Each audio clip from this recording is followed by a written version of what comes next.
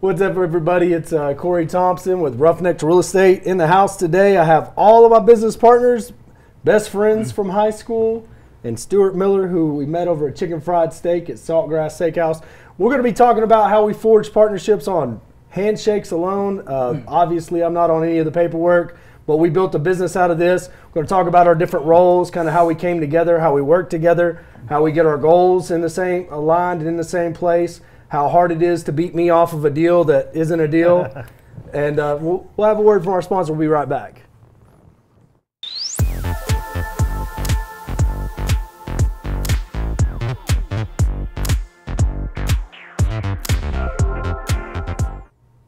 Hey guys, no video. Image, watching, no video. You're live now, though. What's up, guys? And we're back. You can redo the intro. Oh, hey, we're doing the intro again. Hey, I'm going to introduce y'all to my partners. We're going to show how we built partnerships. I know that y'all probably heard this already. These are my partners. Most of us went to high school together. Stuart graduated a little bit before us. Thanks. A little bit. He's class of, what, 99? Yeah. Oh, yeah. That's good. Thank you. Yeah. So anyways, are we going to go to commercial? We're going to just go right into it. Okay, so guys, I appreciate y'all being here. I'm going to let y'all introduce yourself. Shayne, who are you? I'm Shayne. How do you know me? I guess we've been running around together for like 25 years or so. 25 we're years. Getting old. We've got into some trouble and then did some productive things together.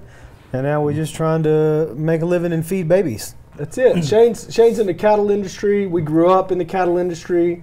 We used to. Shayne still does. Yeah, we work cattle, haul hay. 3/4 of the panel is from Grosbeck. We all learned how to work through that. Jacob, introduce yourself. Kind of tell them how long you and Shayne have been friends, because I think y'all shared a diaper. Shayne and I have known each other our whole lives. Since I was born. Yeah. Our dads grew up together. College roommates. Yeah. College roommates. And then you and I met. I was giving you a ride back to your girlfriend's, or back from your girlfriend's house. Yes. Yes. And then because I was a year older and had a driver's license. Well, but it actually started with football because the coach was like, we got to get Corey to football practice. And I'm like, I lived in the middle of nowhere. So Jacob took on the dubious honor of getting me back and forth to football practice. So that was how mine and Jacob's friendship was forged. And we actually, you and Shayne weren't hanging out in high school, which just is all a bunch of useless information when it comes to real estate, but it's pretty funny. We noticed Shayne had a Z71 and it was 4-wheel drive. And that was it. We're like, we got to go meet this guy with the Z71. And Jacob's like, oh, I know him. And I'm like, oh, that's Shayne. We went to all those AP classes together. So we've got a lot of history. Stuart, how did we meet? How did we become partners? How did we get on the same level with such a big age gap? How did all that stuff come to play? The franchisee for Homevestors from College Station, Keith Roberts, called me, said, I got this kid, called him a kid. I got this kid that just wants to start off in real estate, and he's just trying to learn. Will you go have lunch with him? And so I did, and it was Corey, and we talked. Well, okay, I say we talked. I did the best I could, but I am no match. In any event, about 2 weeks later, I had lunch with Jacob Gorrell, who is sitting to my left here, and the three of us did a deal that turned out to be pretty lucrative, and not long after that we had Tyler Albertson come into the group, and the four of us have started VBC Holdings and have done fairly well. Fairly well. So it's kind of unique because we see so much in the real estate community where partners are stepping over partners, deals are getting slided and everything else. I don't know that we've ever, a lot of our deals happen just on, hey, I got this. What you want it? Yeah, right. We never fill out a piece of paperwork. So when people ask us, how do you do a JV agreement? It's like, well, VBC has a JV agreement that we've all signed. Right. But anybody read it? That's right. Who read it? If it's got more than about 4 pages, I'm out. Yeah. My ADD will not allow me to sit long enough to read it.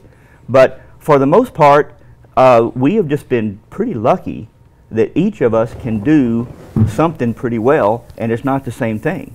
That is 100% it, because I think everybody looks online and sees me out talking and running and doing everything, but they don't realize the support group. I have in the background. You know, Shayne didn't want to be in real estate. You made fun of a lot of Grant Cardone. Whenever I got into Grant Cardone, Shayne. Don't act like we stopped that. I mean, I don't want to get the audience fired up, but yeah, I've got some opinions. So we were just kind of running along there on our 75% of the deals we make money on, and Shayne said, "Hey, I've got some cash." Kind of tell why you got into real estate. What was attractive about it to you, and you know, it seems easier and more lucrative than what I'm doing now. But then, well, there's some diversification and too. the diversification. Yeah, all my income was tied to the cattle futures, whether it's home raised calves or deals that we brokered or stockers.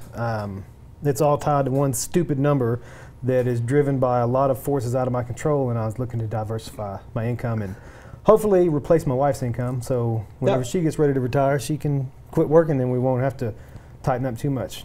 That's right. Like, that was ultimately the first conversation that me and Shayne said about it, is if I can just get enough passive income to replace my wife's salary to where when we have our child. And I use residual income, not passive income. Right. Passive income's doesn't exist. Not passive. So when that all came to place, it's like this is what I want. And so we set out on a journey to do this, and we put a plan in place with the owner finance rep. Now, I get a lot of credit for TFNB, the bank that allows this. How'd you meet them? I went and asked him if we could wrap some notes. And then he told me, and I said, who? And then we went and talked to him. And that relationship that was forged there was a conversation that happened with Shayne that then I put it on the internet, which Shayne's like, why are you telling everybody about our bank? And I'm like, oh, they got plenty of money. And then I opened up the floodgates. Everybody's been borrowing money from it. Like, the entire Dallas community that is willing to go out and talk to the bank has gone and talked to them and put it as a part of their investment strategy. You know, I taught this to Jason McDougall, Ryan Jackson, just been tremendous. Stuart's got that product in his portfolio. But we learned that the hard way. Jacob, I mean, kind of introduced the people to how that became a strategy for us. Tell them about Culberson. Tell them about our first loan and when we went for it and what we learned there. Well, basically, you learn that banks have a low tolerance for risk, or at least most of them, especially the smaller ones in small towns. If you're able to find one that's a smaller cap bank but is not averse to risk, then that can open up some opportunities for you. So they won't mind lending in Groesbeck or lending in anything. TFNB will lend all over the state. So that allows us to work the markets that we work, and that was something we were running up against early on that held us, not necessarily held us back. We worked around it. Well, yeah, but at the same time, TFNB's aggressive and flexible, but they're also small enough that they can kind of make their own decisions. That's right. So when we met the president, I was in this outfit, and it didn't hold us back none. I was proud of you. Well, you can't prove that it didn't not hold you back. I don't know if he watches this. We love you, David. You know, it's one of those things where I didn't know that's what was happening that day. Obviously, I thought none of us did. None of us did. We didn't know that's what that meeting was. But obviously, we got to communicate our vision to him, which is a big part of my job in this. Is I'm a communicator. You know what I mean? Hey, this is what we want to do. This is why we want to do it. And it worked out. But Jacob, let's back up to when we first started. I mean, we were buying $10,000, $15,000 houses with no clue what to do with them, with a flipping mentality, thinking we were going to flip them and then not being able to sell them, and then found the owner finance strategy whenever Culberson happened. Somebody showed up with $25,000 down on a house we only had 23. Totally by accident. Totally by accident. We judged them from the jump. But then when we went broke, what did we learn about that deed of trust that we had in our portfolio? And kind of explain to people, because you're better, I mean, you're way better at explaining why a bank sees that as an asset. Basically we just asked. We recognized that deed of trust is an asset. It can be used as collateral for a loan. So we just basically asked the bank, could we package this with some other houses that we have and some other assets in order to get a loan? And they basically said yes. So we had a bunch of free and clear houses that we'd bought for like $10,000-$15,000. A deed of trust for 22, I don't remember, whatever it is. Originated for 22. Yes, and we wanted to buy the RV park that my dad lives at and I lived at for a long time, and it was $80,000, and we didn't want to have to bring money down. What we walked with what on that loan? I want to say we took 50,000 or somewhere in there. 50 or 60,000, which was more than we had in everything in the whole portfolio, and we learned this magic trick that's called the Burr method, but we didn't know that's what it was called then. We hadn't heard a podcast. We just, I remember whenever you told me about the RV park, this was how little I paid attention to anything other than going and finding the next deal. Jacob sent me this email where he explained that the appraisal in the RV park came in at like 180 or 150 or something like that. So essentially we had made $100,000 the day that we closed on it. You do remember that email? Yeah. And I was like, I have no idea what this means. We got the loan though? Yeah, we basically captured. Is that good? We didn't realize any profit, but we had basically built equity. Is what it was. We had built equity from thin air. From thin air, just by buying right. Yes. On that transaction, and something that from a bookkeeping point of view, how strong is that $100,000 in equity versus that $150,000 worth of debt? Like how does, or 100? It ain't even that much. Whatever it is. What does that look like on the books from a bank's point of view? Where you're leveraged at? Well, if we didn't over leverage on any of that stuff, so we were able to capture equity. In like when I say capture the equity, we got it as cash in the bank, and that makes us more lendable for the next loan. So and that was something we didn't realize at the time either. No, we didn't realize at the time, but we were snowballing because we had bought these $10,000 and $15,000 houses that's appraised for $45,000-$50,000 in a small town where we would have never thought anything would have been worth anything, and kind of rolled it. And Stuart, that's something that we learned on the deal we did on the 32 acres, the Donny place. That's right. I mean, that deal, kind of explain how that deal structured from a note, we sold the one piece and everything. Kind of tell the people what you know about that and how that deal is going today. The deal is going well. We bought 32 acres and a house for $150,000.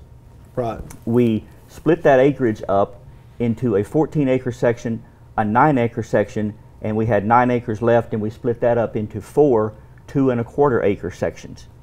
So we paid $150,000 for it. We sold the house for $130,000.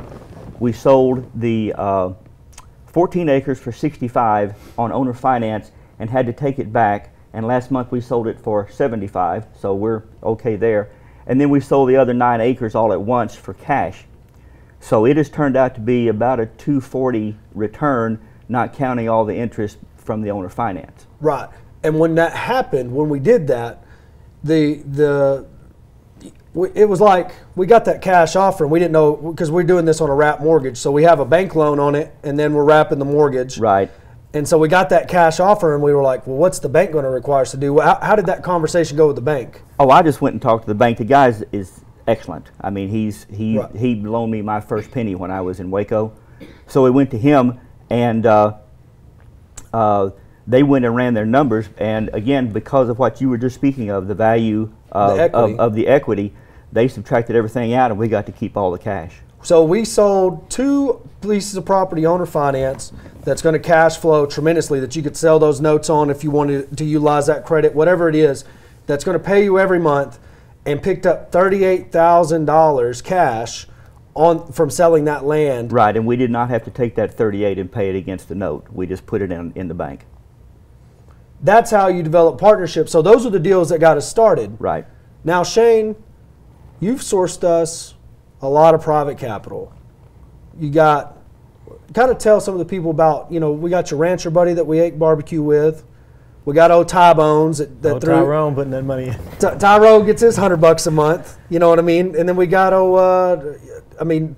basically all of our friends. Somehow Shayne ended up becoming a loan broker of some sort for all of our smaller deals. Kind of tell how you were able to source that private capital and communicate the message that, hey, Corey is the best hip shooter in the world at finding a house. Well, first of all, I don't start with that. I don't say nothing about you.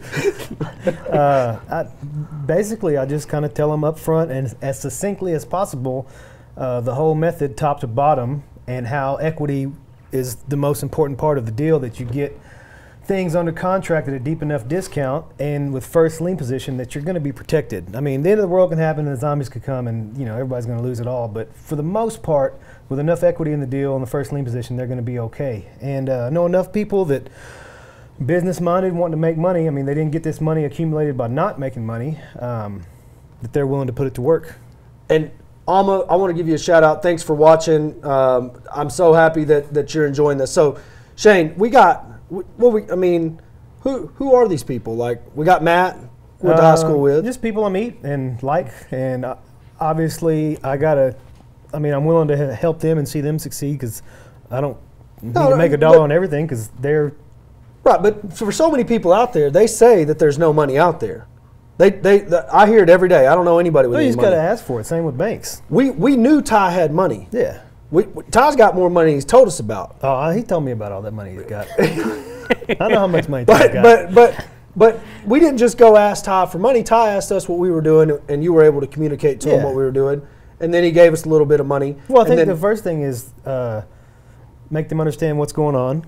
Right. Keep them, like, communication is paramount, because it's money. I mean, it's not easy to come by. Otherwise, you wouldn't need to go get some from somebody else. You know, if you respect their, you know, what they have in the bank and what they had to do to get it, you're going to communicate with them and make that a priority to where they're comfortable and understand what's going on.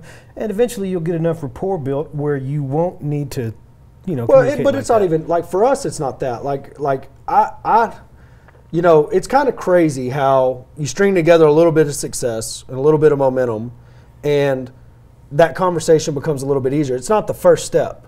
You can't go to Ty and say, hey, Ty, I'm thinking about buying some real estate. Yeah. And Ty's going to go, well, even then you can say, hey, we got it bought cheap enough where it's going to work. Those negotiators, I'm the negotiator, most part, kind of. I'm not a good negotiator. I don't care. Like, I got X number of dollars to spend. Do you want it? Yeah. And yes or no. It's pretty easy. But you're like such a pivotal part of our business now, because you're able to source money from so many different people.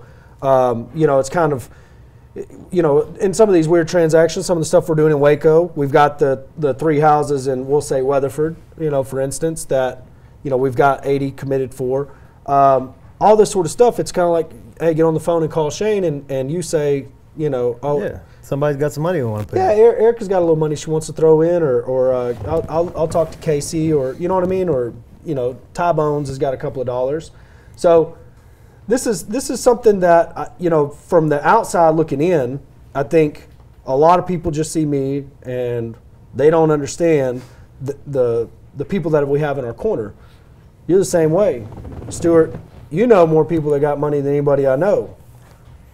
But I mean, it's like your childhood friend, or y'all were friends in college, right? Yes.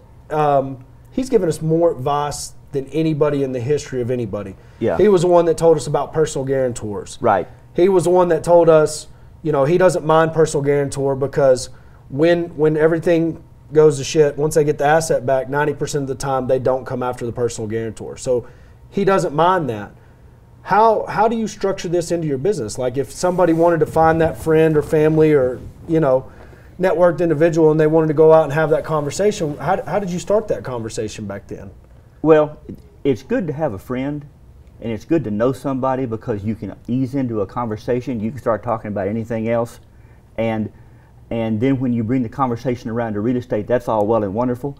But just like Shayne said, these people that have all this money, they didn't get that money being a fool. And they're not going to be much different than a bank. Right. So you need to bring them a deal, especially your first one. You need to bring them a deal that works.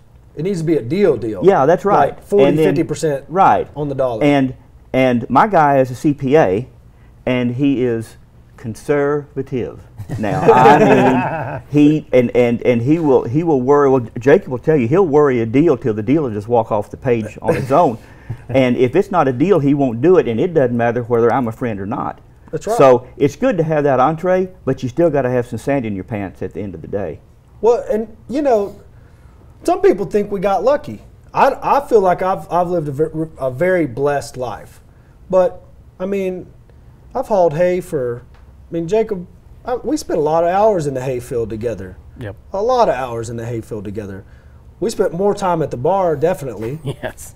But I mean, everybody here minus Stuart's picked me up out of jail. Like at some point in time, like I was going back to back, yeah, back to back nights. Yeah. So I mean, it's like, how we know we got each plenty other. of time left. For me No, to do that, I know we know each other. I mean, when you see some guys like us, why do you want to partner with a bunch of knuckleheads for the most part? Well, first of all, Jacob Gorrell, he's smarter in one little finger than I am, and that's pretty special to be around someone that young that knows so much and is so wise. That first lunch I had with you, I left that lunch and I said, my God, this guy doesn't know a sub 2 from a sub sandwich. but the more I talked to him, the more sense it made, and then some of the things that come through your brain and fall out of your mouth are just pretty brilliant. So. And it helped again, that friend situation. Keith Roberts thought pretty highly of you, and that's really what helped put us together, because I'm a Homevestors guy. Right. And then I started talking about hunting and fishing, and Shayne showed up, and it was pretty well over after that. That's right. We're going to Canada at some point. That's if we right. can smuggle me in through the border. I don't know if they'll let me into Canada. No, they'll let you in. They won't let you back in the United States. No, Canada's like strict going in. I'm gonna have to take my vegan girlfriend with me just to get in. I don't know. But nothing brings me more honor than to work for you guys. You know what I mean? To work with you guys.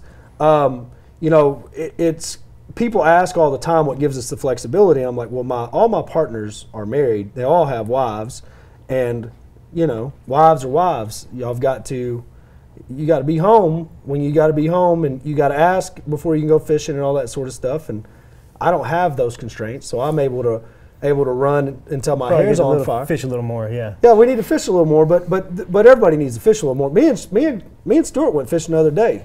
We caught. I mean, we catch 20, About 22. and we got them in the freezer. But on the flip side of that, it's like we complement each other, because Shayne can be working, be home with his family, be there for his son, be there for his wife when she's sick, and Corey can be, I'm walking this property, I need this money, and put it together. Poor Jacob's got the shit end of the stick. I don't want Jacob's job. Nobody wants Jacob's job. No. I walk in the office and get physically tired and just distract everybody, and I just leave. I'm like, this shit in here looks like work. I got to get away from it. I'm allergic already.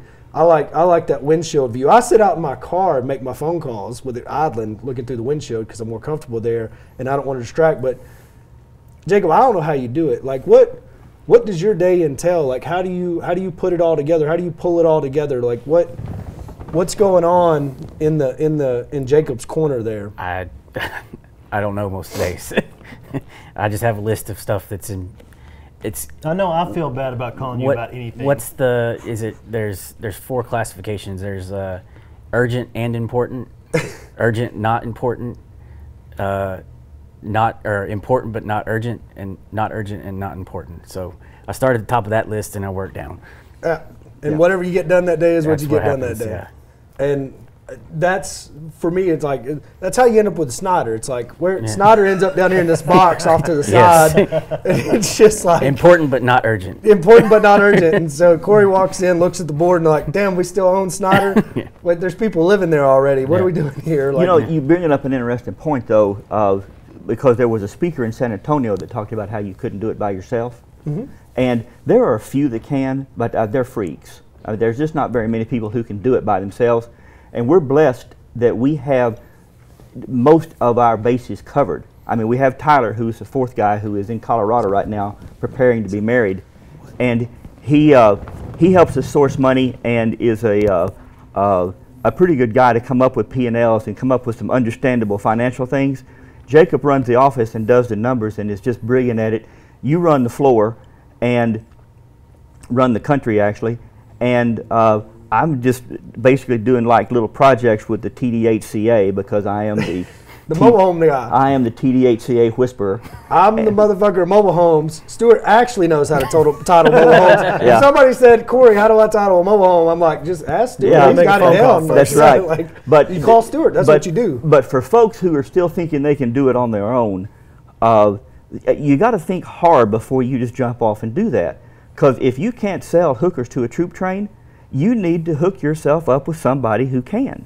That's it. And if you think it's going to cost you money, no, it's actually going to make you more, because if you can make $7,000 on a deal and you hook up with somebody, now you can do 2 deals at $7,000, and you think, well, I haven't done any better because I've just split that $14,000 in 2 and all I've made is $7,000. But what if you really do well with that person and you do 3? That's it. See, now, I mean, that's how you do it. You want to play to people's strengths and put them in position where they're going to do the best with what they know. It's the basis of our first mobile home park.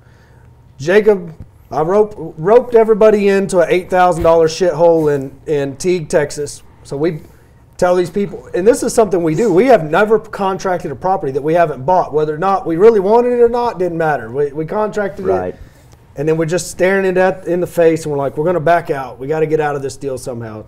No, we can't do that. We got to close on it. So we close on this $8,000 property in Teague, and we start trying to owner finance it for $15,000. End up running across Gary Teague, my hero, like my pappy. Like me and Gary might as well be the same person, just 20 years apart. Gary wanted to sell this mobile home park so he could take his money and roll it into a cemetery, because he thought if he had a cemetery, he could bury people standing up and get like 5 times as many people in there. This is a real life story. I'm not making this Didn't up. know that. Yes. Density. Yes, he was going to increase the density of a cemetery. So, and he owns Rice, Texas, I think. I don't know what all he owns down there. But we go do this. How do you pitch that to somebody that's looking for a plot? We're gonna stand you next to your wife for eternity. We're gonna make you a deal. How do you dig it? How do you dig the hole? Like post hole digger. Yeah. He's got to have a special. And is it 7 foot, like 6 foot down from the head? So we digging 15-foot holes? Like what's going on here? But anyways, old Gary, we get into negotiations and he's like, yeah. I'm like, what are the books? I pick up $4,200 cash. Do you have any proof of that? No, that's cash. I put it in my pocket. Like it's cash. Like they pay cash. No, we're not trying to give the government any of that. So let's not put Gary under the bus now. But sorry, Gary. So anyways, we had to call some people. We didn't have any money. We bought the original $8,000 place because we knew we could put mobile homes on it. It had a mobile home on it. We knew we could put 2 on it. We kept getting mobile home leads. I had a sneaking hunch that if we bought a mobile home park, I could fill it up with $5,000 homes and we'd make some money. None of us knew how that deal was going to work out. It was kind of one of those things. And so I called you and I called Tyler, and y'all both said yes, and then we had 2 partners instead of 1. Now, at that point in time, we could have came back and said, oh, Stuart, we want to partner with Tyler, or oh, Tyler, we want to partner with Stuart, or you and Tyler could have been like, y'all, we want to partner together, but we didn't. We went in as 3s because of what you just said. We knew with the abundance mentality that it was going to work out for us better to jump in there. Tyler had the connections for money. You had some money laying around. We needed a couple $100,000 to get the deal done, and we all partnered together. Jacob and I, we ended up with a little bit of money in it, didn't we, Jacob? But we didn't want to have any money in it. That's just what happened. And we sourced this deal that we have $0 in today that pays us, after we pay all the bills, everything, about $3,500 to $4,000 a month, which ain't bad for $0 invested. True. You know what I mean? True.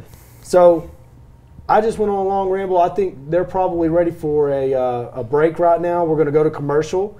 When we get back, we're going to talk more about kind of how we grew this business and scaled this business and what some of the pains have been from Jacob's point of view, Shayne trying to find money, and then Stuart doing our maintenance. We had to pull Stuart off our maintenance because it was like, we're going to hire somebody eventually, so we need to see if we can do that. Stuart loves doing the maintenance. We had to yank him from it. So we're going to get back to that and talk about a little more of that stuff.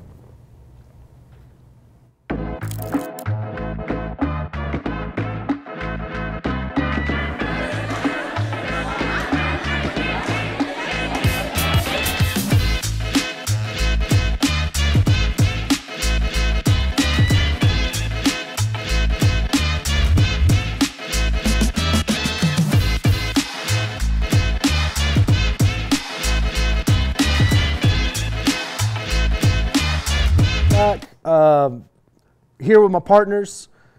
I want to talk with Jacob first. How painful is it going from 30 units to 250 with more under contract? What do you think whenever I come in and say, I got another 57? Let's kill him. No, not let's kill him, but well, here we go. At first, Jacob was like, we don't have no money. I'm like, oh, no. And then I started eliminating that objection. I already found the money. And then he's not going to give you the easy one. Yeah, that was not easy. And he's like, well, we don't want to onboarding. We're behind. We got to do this. How is it to have that workload, see that workload every day, and then have a spontaneously combusting engine just out running around like on a warpath looking for properties? I would probably equate it to like a bull rider. He's just holding on for dear life. And hoping you make it to 8 seconds. Well, so it's one of those things that we realized way late in the game, and this is something you hear from everybody, that we needed to hire, and we were way behind. The interesting stat from all this is we hired an entire office staff. So we got 4 people that sit in the office. One of them is Jacob. The other 3 were hired just to take work off Jacob's plate. They didn't take any work off my plate. And Jacob still has a full day of work. So he was leasing everything. He was paying all the bills and doing all the utilities, dealing with all the title companies, and doing all the bookkeeping. And now we have a bookkeeper. While still working in Katy. While still working a full-time job. And well, it was part-time by then, but yes. That was funny, though. Thank you to those guys who kept him on the payroll for so long. But that was something from my side of things until you moved to Groesbeck, until y'all moved in. I had no idea your workload was so much. And then I felt bad because I was like, man, I get like I've got this huge mess. I ride around, I eat out, I hang out with Emery, and Jacob's just like married. So we have to hire. We have to hire somebody. And then we all had the inner discussion. We don't know what that person's going to do. We don't know yet either. We got to hire them. And so talk about that process a little bit. Well, for me, if you go back to the beginning of 2018, we still only had 2 parks. That's it. And at that point, it was. How many we got right now? We have 9.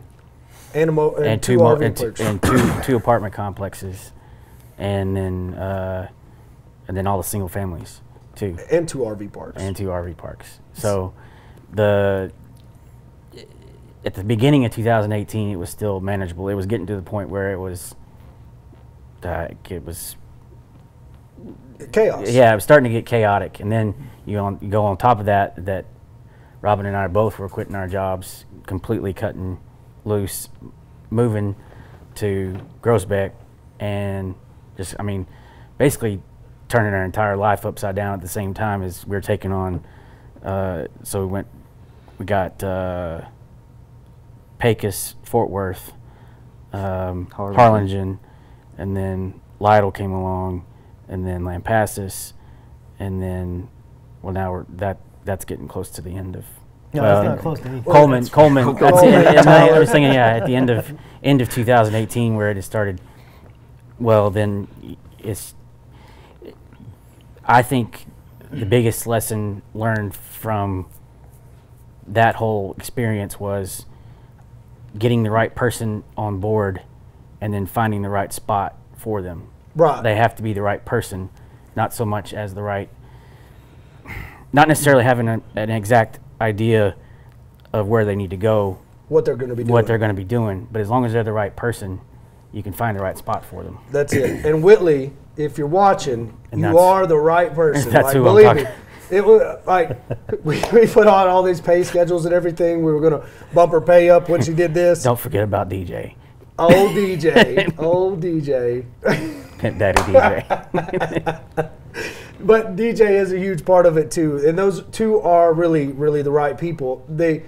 Getting Whitley on board was like we had this pay schedule. We were going to bump pay and give benefits and all that, and it's just like first week, give her the max it out. Like, let's go. But I want to give Robin a lot of credit too, because she completely changed her entire career. She had no experience in real estate. Wife, by the way. Yeah, she had no experience in real estate, none whatsoever. None in bookkeeping or accounts payable, all that stuff, and she's taken all that on tremendously well, and is basically my de facto.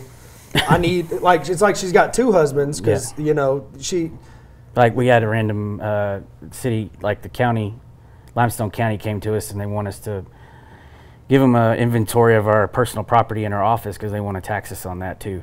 And You tell them to go kick rocks? no, but They're standing in your office. You can't lie to them. Yeah. Say, no, this is ours. Yeah. Like, but who let these people in? We got to start logging this door. Oh, man. she's basically been able to, if there's something that I'm going to have to learn how to do, like I've never done that before, I'm going to have to learn how that whole system We works. got to figure out if they're going to tax Emery's purple chair. Right. I can just hand that to her and she gets it done. That's it. And then in between that, I'm calling her, hey, I want a sign. Yeah. Yeah. What do you want? I got this vision. I see it. It's an American flag, and there's a bald eagle, and it says, rent some shit today. And she's like, all right, well, we're not getting that, but I got this instead. Like, here it is. It came in. And then, hey, I need a PowerPoint. I'm speaking. This person just emailed me. I didn't know I had to have a PowerPoint. What's a PowerPoint? Can you get me a PowerPoint together? Just a huge, huge blessing in our lives. And then also, drive by and you need any medicine? I know you're in there sick. I'm going to leave it on the back porch. Just huge blessings for all of our lives.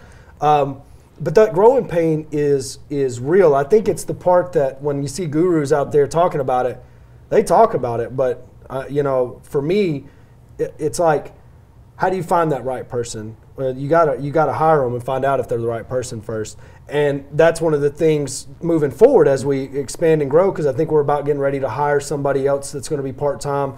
We're probably going to try to let DJ take a try at it. But, we were talking about how to divide, how you would do that. And so for Whitley, she's going to be on these properties and the other person's going to be on these properties, and all the evictions and leasing on these properties will be handled by that person, and all that will be handled by Whitley. Because if either one of them are sick that day, the other one can handle the whole workload rather than just putting that person on evictions and the other person on leasing, because then they don't know how to evict or lease. You know what I mean? So we'll just continue to let them do everything, just separate it off by properties versus whatever. Stuart, the maintenance. The maintenance. What is maintenance? Lordy. Well, things break. And especially when you have a mobile home, because you figure you put a house on wheels and move it around, it's going to have things that What break. if it's 30 years old and costs $5,000? Yeah, that's exactly right. They're just basically a wobble box. And so when they do, well, they have to be fixed. It's no different than having an apartment or a single family house. You got to get it done. And to get that done, well, you find folks that can do that work. We had started out thinking that we could just do it through Google and just find people and say, hey, go fix it and we'll pay you, and they would go do it. And truth be told, that's not oftentimes the best idea, because sometimes they fix it, sometimes they don't. Sometimes they send us pictures of things that are fixed, but it's not in our house, and we'll thinking that they're going to get paid. So what we finally determined was the best way was just to go there and spend some time and meet them and look at. Not a whole lot different than if you're going to hire somebody.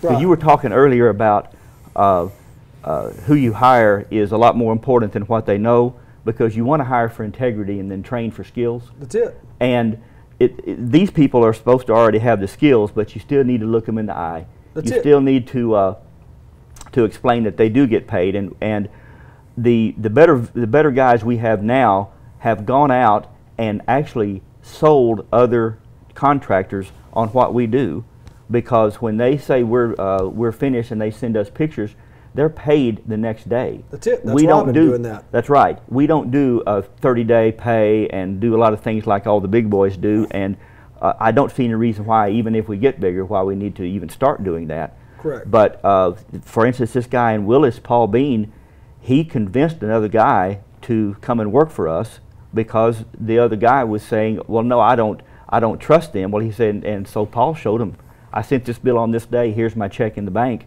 and we got us another good vendor that way. Well, and those things, Canyon being our biggest lesson, that we grew so fast and Canyon so far away that we took on Canyon and Harlingen at the same time. That was pretty smart. And anybody that owns Google, those are 800 miles apart.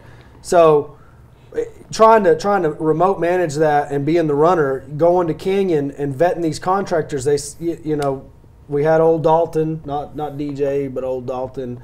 He got us good. Enter Justin Miller. He just roofed everything and then sent us a bill. Nobody told him to roof a damn thing. It's like, and then, you know, we hadn't ended up letting that dude go. Brandon, though, has been a savior. I mean, anything that we need Brandon to do, he can do it. Anything that he can't do, he can find somebody to do. Very punctual, has good standards and clean it up. And we actually hired him to paint at first, and he kind of just, you know, looked around and then kind of told us what was going on, and we decided to just make him the man.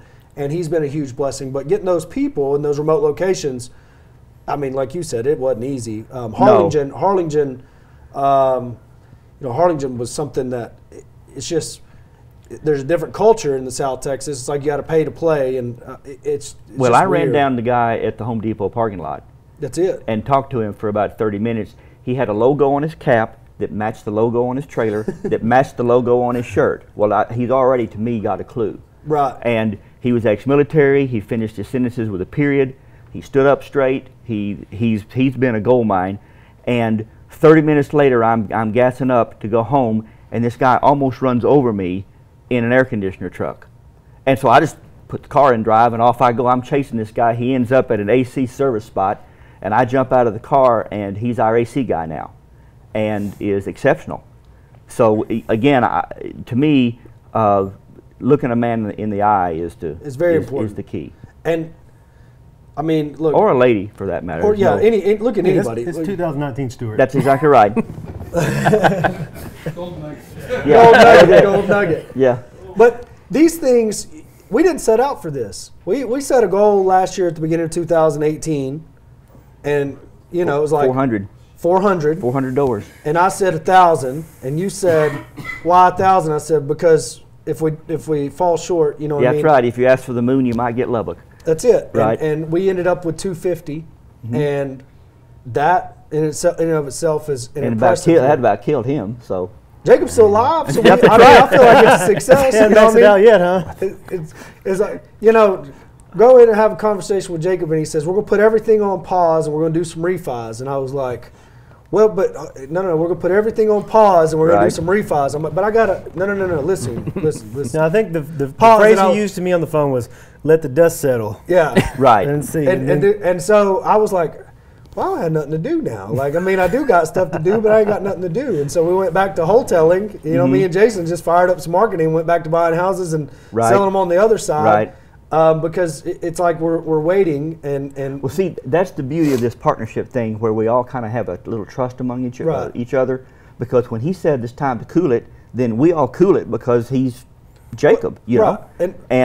And that's just the deal. That's just how it goes. We just got real fortunate. No, you didn't cool it. You brought some stuff and say, hey, let's buy this. Well, yeah. that did happen. That's right. But it's a really good deal. You know what I mean? It's like I showed up. When it came, I was just out there. I'm like, you know, this and that. Man. And then the funniest part was we got the P&L, and Jacob's like, look, it's a suicide mission. And I'm like, a suicide mission?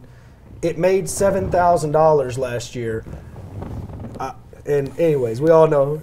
Well, I just said it's not going to appraise. Oh yeah, based on an income approach, this is not going to appraise. You're probably right. You're probably right, but not our problem. Yes, he's selling it. We're buying it. He's got to decide what to do from there.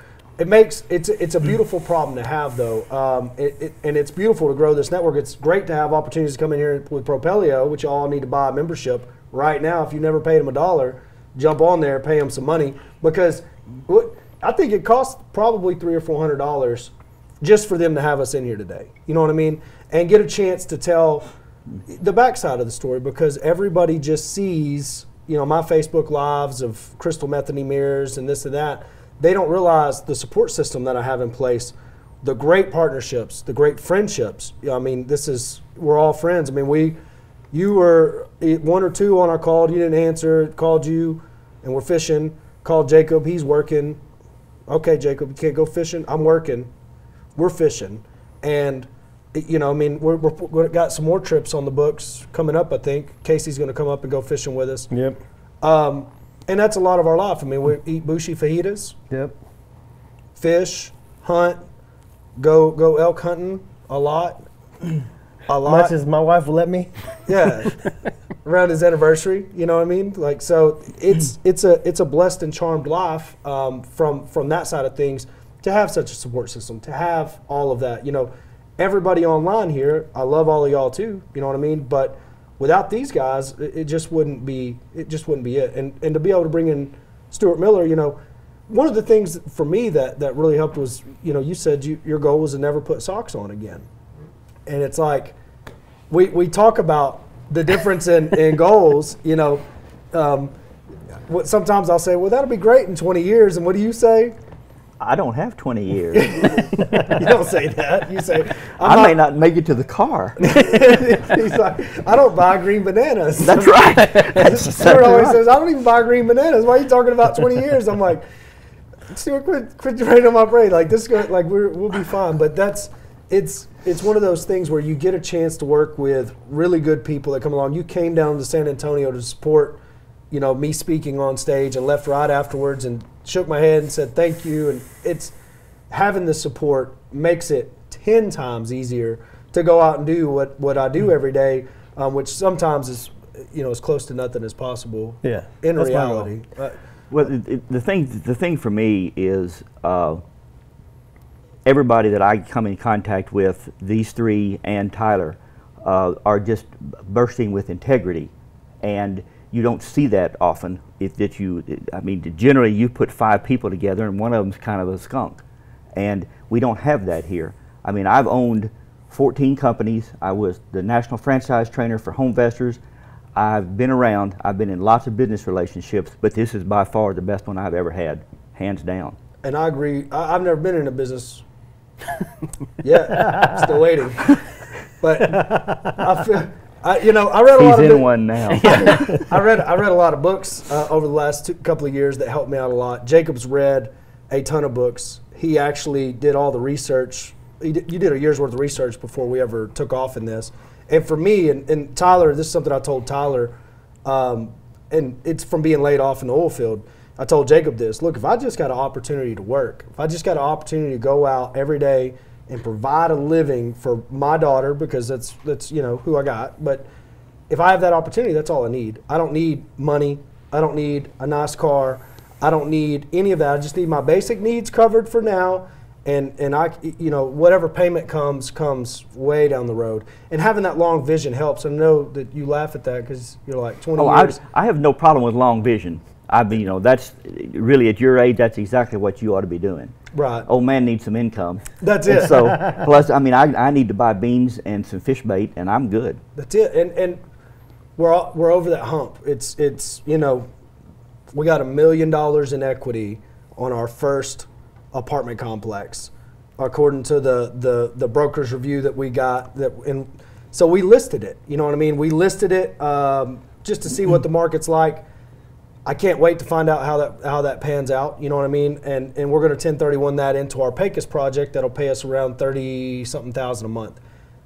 That will cover all of our. I mean, that's gonna be it. You know what I mean? Like if we don't never do another deal after that, everybody will get to eat good off that, employees, everything else, and it's been a huge blessing to be able to put, you know, because when I called y'all about Pecos, I mean, you know, nobody was turned on about Pecos. Nobody was turned on about Pecos, and I was like, oh guys, I got it. Like this is it. I've been to these places before and knew I should have done something when I was there. This is it. Trust me, we got to find money. And it was like pulling teeth, but our number one hard money lender, Jeff Mazzolini, went in with us on it. Dibble came, and we were able to purchase that, and we got $1 million appraisal on a $400,000 purchase. There we were with $600,000 in equity. Pulled some of it out to do the remodel on Coleman. Completely, you know, I mean, it's a hip shot, Shayne. Yeah, I know. I was like, I'm telling y'all, if y'all just listen, and it worked out all right. And it hadn't worked out as many times yet at that time. We just thought, it's like, man, do you know how far away from home you are, really? I do, but you know that deal was. I mean, I just went and did another tax sale for Dibble this week, right? This last Tuesday. Dibble just said, "Go buy me some minerals," and I was like, "Well, Dibble loans this money. I'm not gonna, you know what I mean? I'm not telling this man no. Like, right? I'm getting in the car. I'm driving 8-9 hours. I got there and couldn't get a hotel room for $500 a night, and I'm like, well, I ain't paying that. Dibble said he would pay my expenses, but I knew when I sent him a $500 hotel room for the Roach Coach, he's gonna be like, why'd you stay there? You know, so I end up negotiating a deal down. See, but he's pretty high up in the oil business. He understands. He does, but I mean, when I got out there, I was laid off from the oil field, so I never would have imagined what was going on there was going on. And it's a great, I mean, we're going to make something happen there for sure on our next one, because we know what we can build it for. We've already got the numbers. We know what it's going to appraise for, and we know what it's going to pay us every month. We know how under leveraged we're going to be. We understand this now, and we got a mastermind coming up in Fort Worth if you want to come to it and get a greater understanding of it. Jacob, Shayne, any last words? Anything you want to say? I was just thinking about that Pecos deal and how, you know, you were talking how hard it was to fund, and then we were talking earlier about raising private capital, and basically, you know, that lender gave us a shot back in 2015. That's right. The first hard money loan that we ever got. And the Pecos deal never happens without that deal and the 25 deals in between Pecos and that deal. But the first one really wasn't, it was, looking back, it doesn't feel like that was that hard, but the rapport that we had built with them going down to their meetup and doing all those things and laying all that groundwork was important, and we didn't even realize that at the time, but looking back, you understand now why having that integrity and track record matters. It matters tremendously, because I mean, it's all that matters. It's all that matters. I mean, Jeff texted us on a group message the other day and said, "I got money if you got deals." Yep. You know, I mean, we got lenders actually looking for us to loan us money, and it comes from the track record. It comes from It comes from the work. That's exactly. I mean, when you do what you say you're going to do, when somebody gives you money and you pay it back like you're supposed to pay it back, they'll start chasing you. That's it. And bringing deals, and then having a vision, being able to articulate that vision and say, you know, but all that comes from experience. You know what I mean? You can't read a book and go talk about this stuff. You can't go to one mastermind and figure it all out. You have to spend a lot of time Google. You have to be obsessed with it.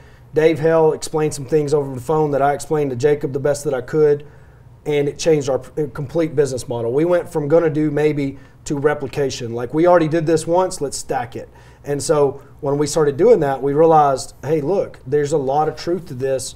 If you are buying right and have equity, you'll keep getting loans. And huge blessing to have an understanding of that and a grasp of that, which is 100%. You know, Jacob, I mean, I understand the numbers. I understand how to evaluate a deal and everything. But if you asked me to put something into our QuickBooks or otherwise, well, I don't know. I hope I can find somebody. I'll make a Facebook status about it. Like, anybody know how to QuickBooks? Anybody know how to AppFolio? Because same with me. I know it starts with a Q. That's it. Past that, I'm done. I need somebody to come over here and try this for me one time. But you know, me and Jacob sat down in front of I go through the numbers and look at it, and I'm like, man, we paid so and so this, or we paid so and so that. Look at a loose overview of it, of what we pay an AC guy, or what we paid a plumber, or whatever that is. But it's already there for me to look at. I didn't take it off the receipt, you know what I mean, and get it in there. So, what about you, Shayne? What do you mean? You got some money ready to go? Yeah, let's do it. Well, what do you got? Yeah. You know me. You didn't believe in the Frost deal for a minute. Both of y'all were down on Frost. I was down on Frost. Well, I wasn't down on Frost till Courtney called me, and then I was down on Frost. And I was like, nah, it's a big house. It'll work out. And it worked out. It appraised. It worked out. So it's there's a keen understanding. It's like, hey, this will work out. Corey just rolls the dice, but he usually turns up all right.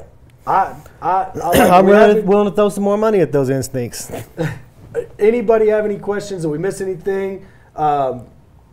Anybody want to ask these guys any questions? We're open book. Y'all see, I see Dalton's on there talking shit. I seen that. He said he's going to beat up the other Dalton.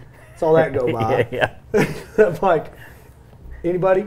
Y'all see anything, Ryan, that we need to address? Shayne Wharton. Ooh. Kelly Smith, great point, Shayne Wharton. You have to have the respect of the people that have what you need, and they are more willing to help you. It takes rapport. Yeah. Gold nugget, Shayne. Just don't be cavalier with people's stuff. Like, yeah. Respect what they got and what they did to get it. unless it's Bushi fajitas, and then eat as much as you can because they invited you over for dinner. That's right. Like, so finish the whole plate. Corey doesn't like to entertain, but he's got an expensive taste in meat. So me and Jacob, we're willing to host. Corey just got to come up with the meat. Well, I found it. I found the meat getting spot, Yeah. and I'm going back. So Going back. He's got it in his deep freeze, slinging it out for $22 a pound. Thank So, Kelly Smith, I'd love to see Propelio Academy lesson with the Stuart about toddling, mobile homes, etc., especially if he keeps those amazing, colorful sayings. Makes me miss my home in Kentucky.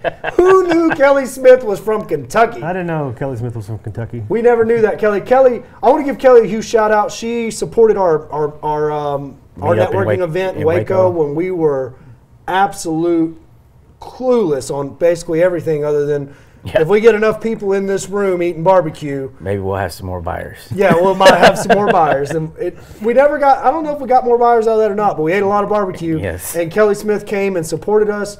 And you know, I really, really love and nurture that relationship. I feel like me and Kelly are somewhat friends now. She shows up to our events. She supports us in everything we do.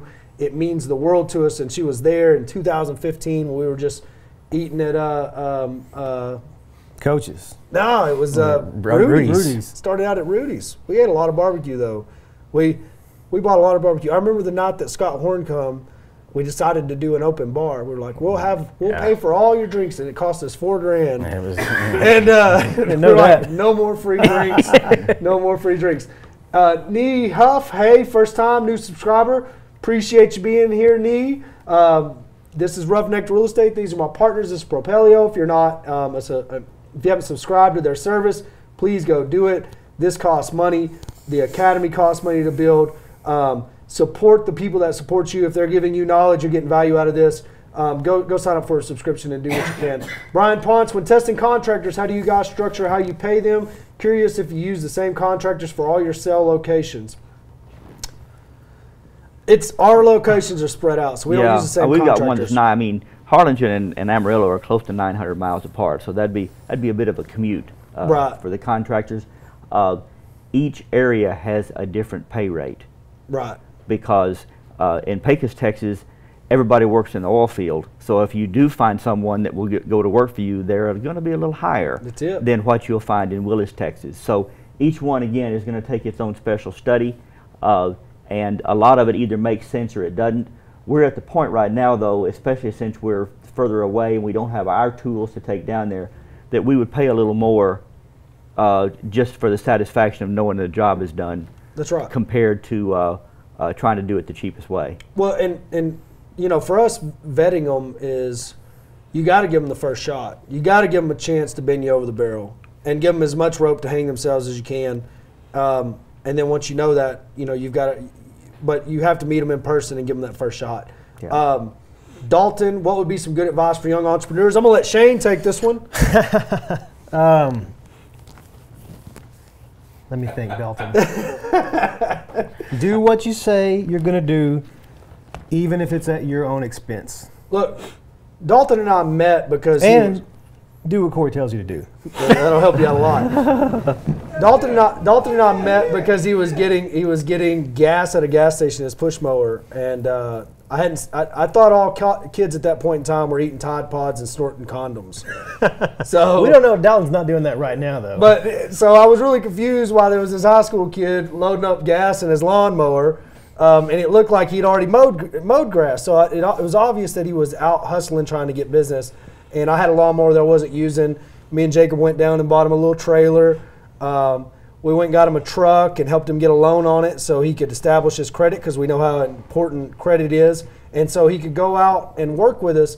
But all that came from Dalton's work ethic. It came from the fact that he says yes, sir, to us, no, sir, very respectful, can take an ass eating, doesn't get his feelings hurt. That comes from his dad and his mom raising a really, really good kid. Shout out to them. I know she watches. And then, you know, just the Grosbeck effect, I'll call it. You know, I mean, we got something in the water down there where we got that bond. So as you come arsenic in my water. I got Tri-County water. I drink that arsenic. But with all of this, Dalton, you just gotta be a man of integrity and go do what you say you're going to do. Keep working at it and don't quit and don't give up. And I have if I was going to talk to a young entrepreneur, the first thing I would say is understand why you're doing it. Because whenever it gets to the point where it sucks really bad, that's the only thing that's going to carry you through those times. And that's not motivation. Yeah. That's determination. Right. Period. Without something that's strong enough to carry you through, then it's not going to matter. I mean, hell, I want to quit every week. It's like, this is it. Today's the day. But you just can't. Like, because if I quit on Stuart, I quit on Jacob, I quit on Shayne, I quit on Emery, I quit on Dalton, I quit on Whitley, Robin. The list goes on. And it's like with everybody like that, it's like, nah, man, I ain't gonna quit. I'm gonna go dominate. I'm gonna go make it happen for sure. So make sure you have that why. I know for you right now, a lot of that why is gonna be truck related. You know, a beefed up transmission, a new car stereo system. He's hot rodding it right now. I mean, he's getting his truck back on Wednesday with a whole bunch of new parts in it. We've put about $5,000 into his truck for him. And he's going to go tear it up again. We already made bets on it today at the office. And it's not your fault, man. It's just your age demographic. Yeah, that's why you pay more for insurance. But that will be enough for this long. And then you're going to have to look further down the road. You're going to have to know what you want to see, what you want your life to look like at 30, at 50, and all these different things. Like my buddy that's dying of cancer. He might be watching right now. Just found out January 1st they had to do emergency brain surgery on him, got 18 months to live, has to get his finances in order, has a daughter that's 8, another daughter that's 10. It was real easy for him when he still had 2 or 3 years to get all of his stuff wrapped up, or he'll do it next time or do it whatever. But now he's looking at 18 months and he's got some hard decisions to make. And when you empathize with that and you're looking at 18 and you think you have the rest of, oh man, I'll get it when I'm 30. I'll have it together by I'm 30. I've been saying that about my driver's license forever. I'll get it. You have to look further down the road, and you have to understand that you're building for something, for your legacy. You're building for something for your kids and your name and your dad and everybody that came before you. So, anything? Ryan? Nothing? Any questions? Guys, we're going to wrap this up. We're good. Share this stream. We don't say that enough during our stream. If you got a lot of value out of this, share it with people. We appreciate everybody that came out to watch us. We hope we brought y'all some value tonight. Obviously, we dress for the occasion. People make fun of me for how I dress. Shayne just wants me to put pants on, but he's got the exact same shoes. Thank you, Shayne. No, son. These are Italian made. Can't get this shit at Academy, man. I got mine at Gander, not Gander. That's all I'm Mountain. saying. Don't put them in the same boat. Well, these are expensive. We thank y'all. We thank for all the support. We're out. We'll see y'all later. Hey everybody, I'm Ryan with Propelio. If you like what you saw, please subscribe. Turn on those notifications and stick around for more. We have tons of content like this all over our channel. So if you want to learn more about real estate investing, stick around, watch Propelio TV, and we'll see you later.